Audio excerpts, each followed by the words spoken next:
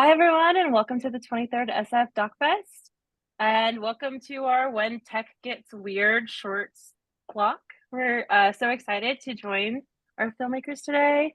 My name is Sarah Marie Flores. I am the curator of the shorts programs. Thank you all for your money and patronage. Welcome, filmmakers. I'd love to kick it off with you, Robert. If you could introduce yourself, let us know what film you're here with, what your role was, and what the genesis of your story is. Yes. Hi, my name's Robert Emmons, but mostly people call me Bobby, so you can call me Bobby. Um, I made Game of Nim, and I it was sort of a video essay as well. So I did most of the work on it, except for my daughter Mimi did all of the photography. She shot the film for me. So it was the first time we worked together, which was pretty great, and she did a pretty great job, and it was nice to work with her on that. And the genesis of the film was I was actually, or am actually, working on a longer feature doc about an obscure arcade game.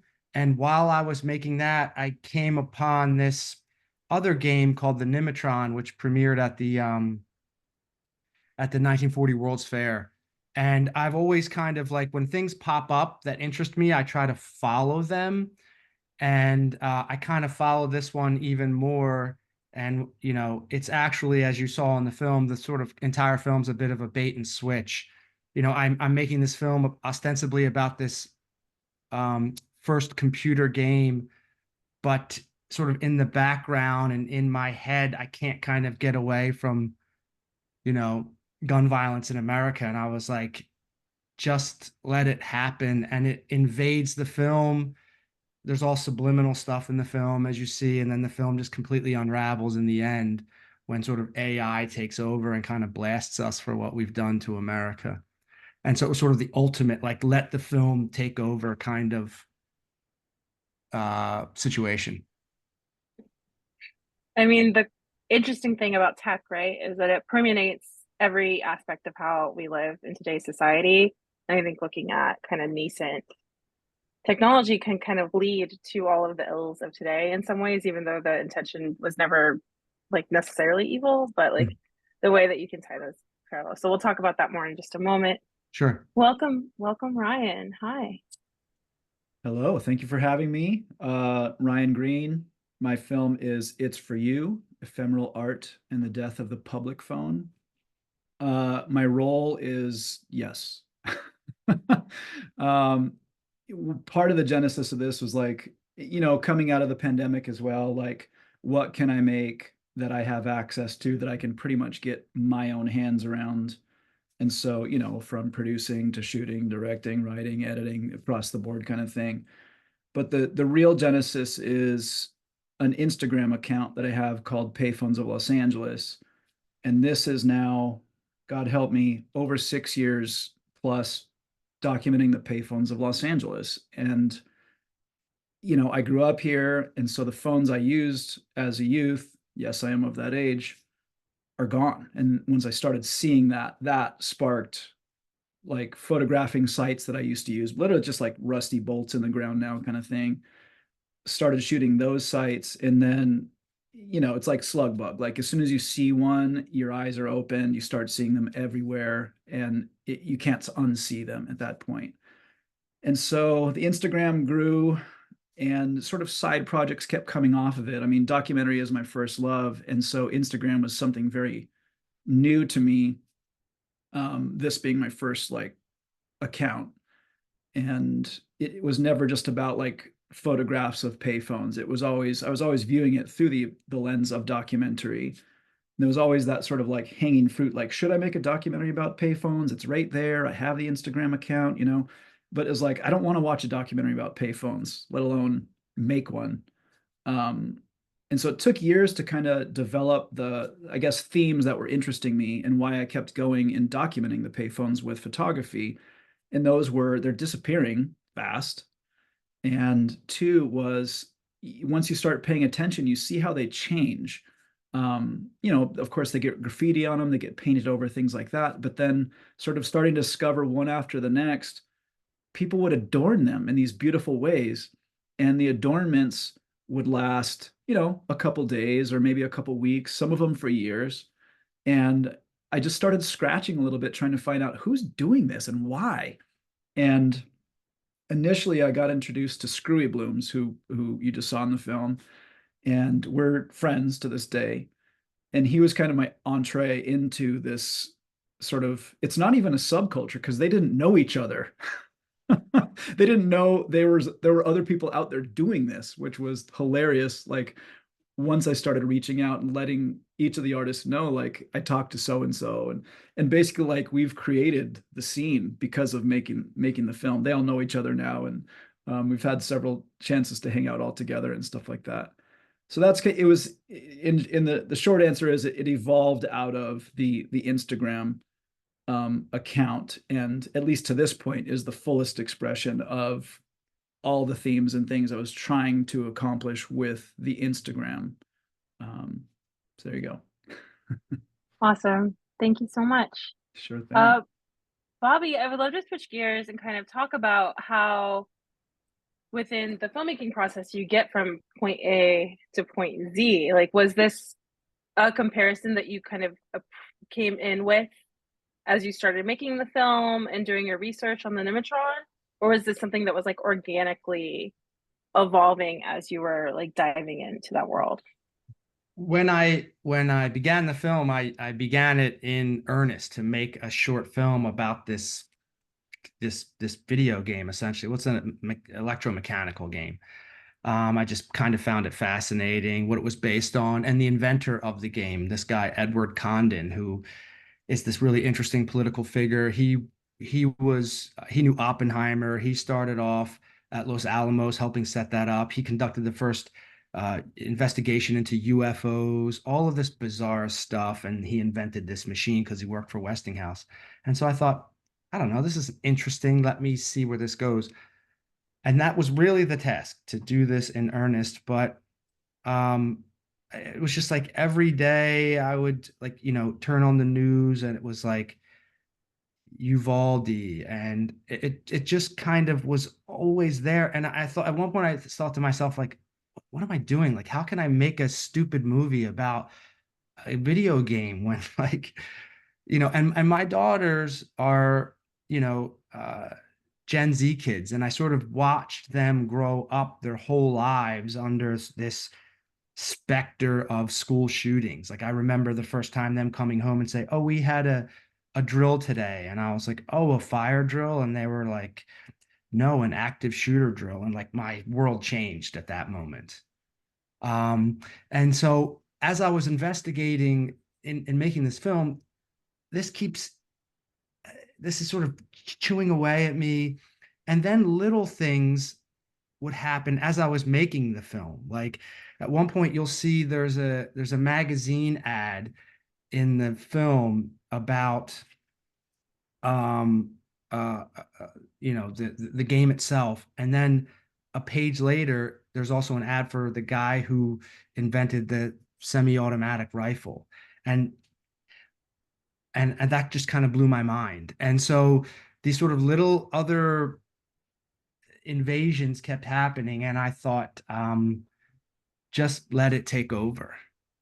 And so every time, and then it became more of a contrivance. Like I embraced that and I started bringing it in. So when you watch the film, there are all kinds of subliminal images. And essentially every time I'm speaking to the camera, if you go back and watch it, it's always a metaphor for gun violence in America. When I'm teaching my friends the game, when I'm talking to the camera, you can take out, the game and insert gun violence. And I'm referring to it every time. It's very well put. I mean, it's striking to think that, really within a lot of our adult lifetimes that this has become such a pressing issue.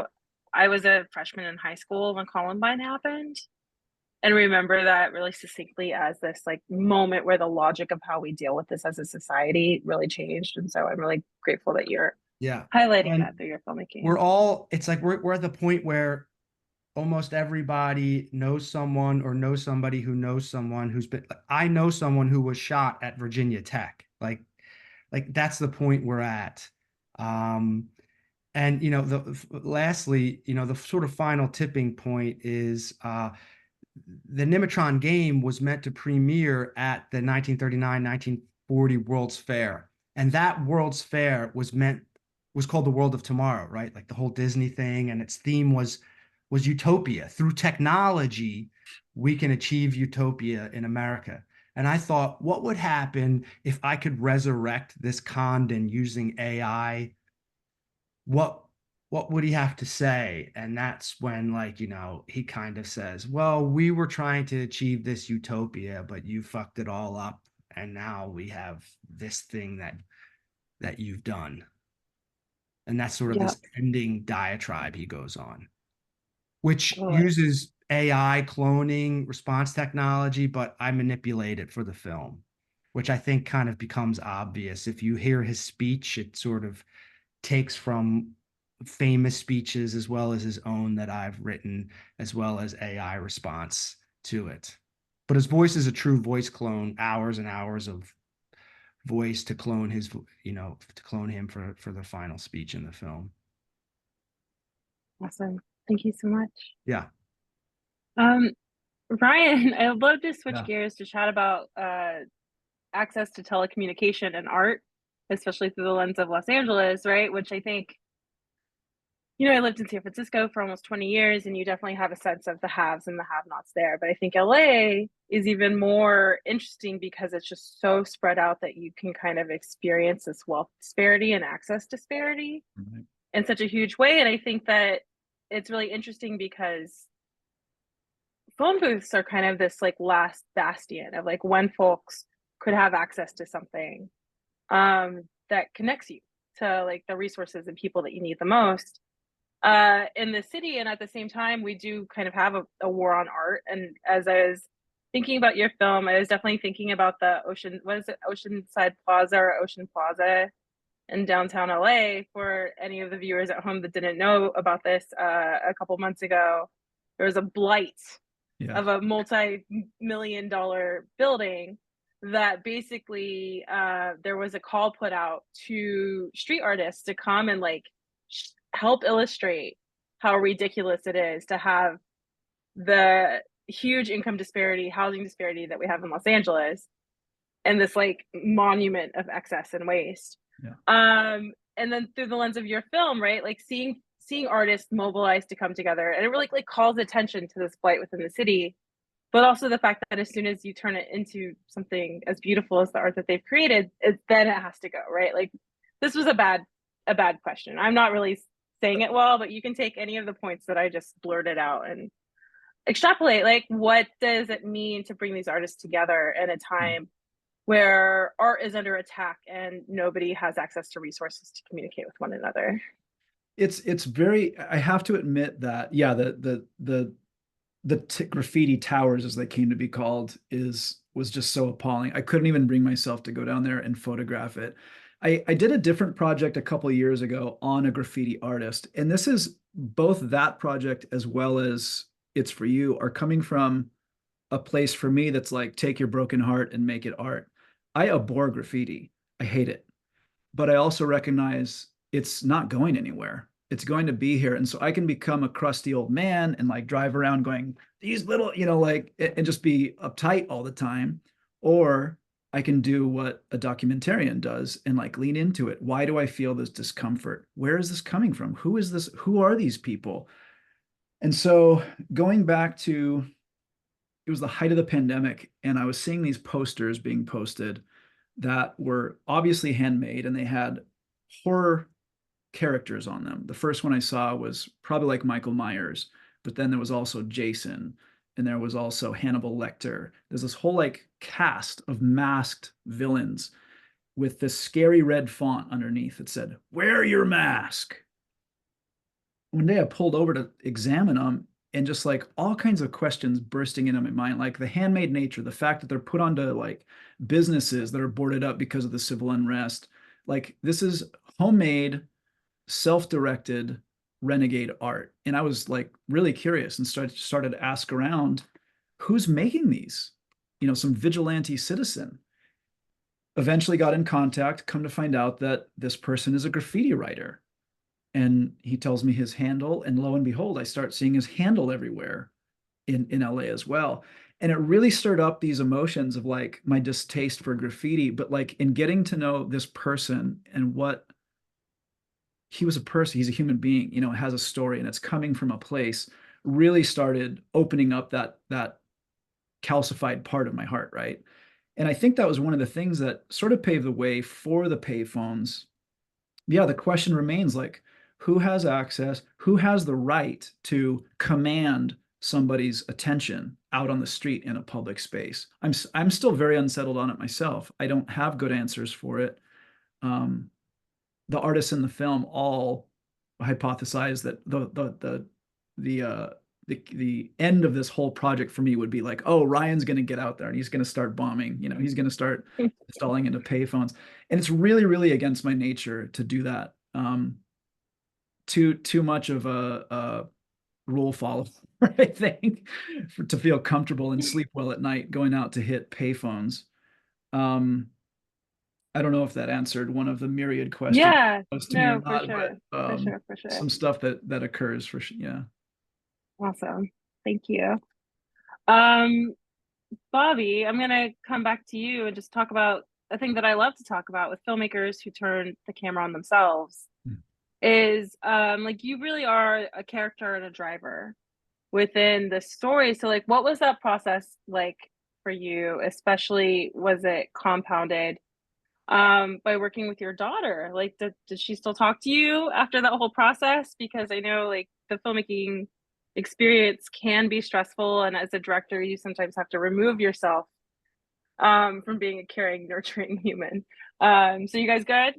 Yeah, we're good. She's actually, it's quite fun. I'm a professor at a university out here in New Jersey at Rutgers University, and she's a student of mine. And it seemed weird, and it's always transparent. I tell everyone, but like it's actually been just great fun. So it was fun to work with her, and I just kind of gave her the camera and I said, just do what you got to do to get the scene. I mean, there's only a few different shot scenes, 3 or 4, and I just sort of handed her the camera and I said, go for it. And she sort of did a great job because I knew it would be kind of chopped up and so as far as me being in the film, I've done that before, but not for quite some time. And actually, I've done it a lot lately. This short is part of this past year, I just kind of went nuts. It's part of a quadrilogy of films that all deal with violence in America in sort of different novel, weird ways. And this Game of Nim was the first. And I'm kind of involved in some way in all of them. But with this one, I knew I wanted to be involved because I wanted you to see me going through trying to figure out what the game is, that whole process. But also I wanted kind of you to see me fall apart in a way. And I use it as a device in the film to cue the viewer that some weird shit's going down. Like in the very beginning of the film, as you see, like there's this weird, not real version of me, this uncanny version, because it's a 3D version of me in the film. And you see it come apart, and the real me, as I answer a phone, you see the sort of green screen pop up and my 3D head move away, and it's my real body, and I get a phone call, and that phone call is my friend telling me about another shooting that has happened. You don't know that in the moment, but if you think back and hear what I'm saying, you were like, oh, that must be what's happening. But at that point in the film, I wanted to sort of cue the viewer like, there's something wrong with what you're watching. There's something wrong here. It's not right. Reality is coming apart in this kind of strange way. So that's another reason why I wanted to include myself, because I wanted to use it as that sort of cue for the audience, like to make them feel weird, make it awkward, and make you like question what's happening. Awesome. Thank you so much. Mm-hmm. Ryan, I would love to switch gears and talk about community building, like going beyond the digital space, right? Like Oh my God. through this, you went from like documentation, like Instagram as an interface, to like bringing artists, like not only like out of the shadows, but together. And like, what was that like for you?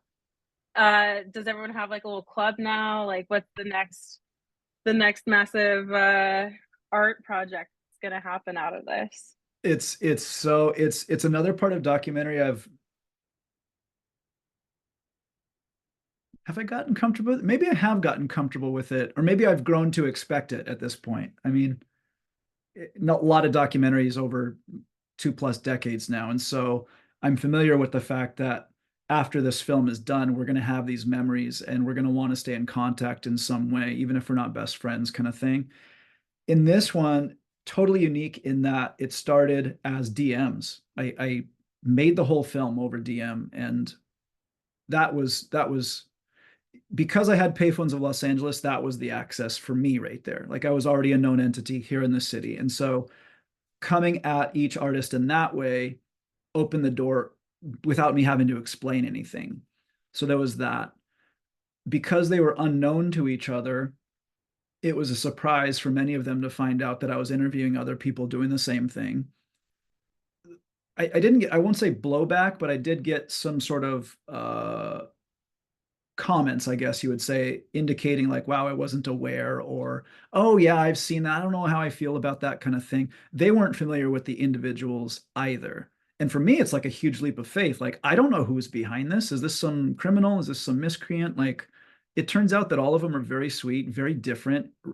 You've seen them already in the film, like vary in age and gender and ethnicity, all these things. It's a very diverse crew. I don't remember offhand the first time we all got together. We had a cast and crew screening, but by that point, they had met. And I think it was because one of the artists took it upon themselves to organize the others, made a group chat on Instagram, reached out to everybody, and I wasn't on it. So deliberately excluded me just to get to know you kind of thing. But beyond that, to create art together, collaborate together, and make some stuff that they could go out on the street and put up celebrating the film. So it was all like the film title and payphones and things like this. I found out about it because Juan, my buddy, was in on it. So he ratted them out and invited me. I showed up and literally like getting misty in the eye. I brought my film camera. Like I'm documenting them from a distance at first and before I come and say what up. And it just like I don't recall a time where cast members of a documentary I was making had done that, took it upon themselves to um they were just energized and wanted to get that energy out and celebrate. It was so touching. So yeah, I created this little community inadvertently. Like that wasn't a goal of the whole thing. But yeah, they're connecting and they're collaborating in various ways now, which is just thrilling to me. I have new friends, which is thrilling to me. It's been an easy lift in that way, which has been delightful and surprising, really, because you send a DM on Instagram, you don't know who's on the other end, you don't know what's going to happen. But this time it really worked out well, much to my delight, and I think everybody's delight. So yeah. That's awesome. Thank you so much. I mean, I won't look at those payphones the same again. Yeah, there's people. Uh, there's people behind this. Um, well, folks, that's all the time we have today for our Q&A. Thank you so much, Bobby and Ryan, for Thank you. joining us. Yeah, thank you, Sarah. Thank you. Thank you to our audience for tuning in. And have a good rest of your day. All right, back at you.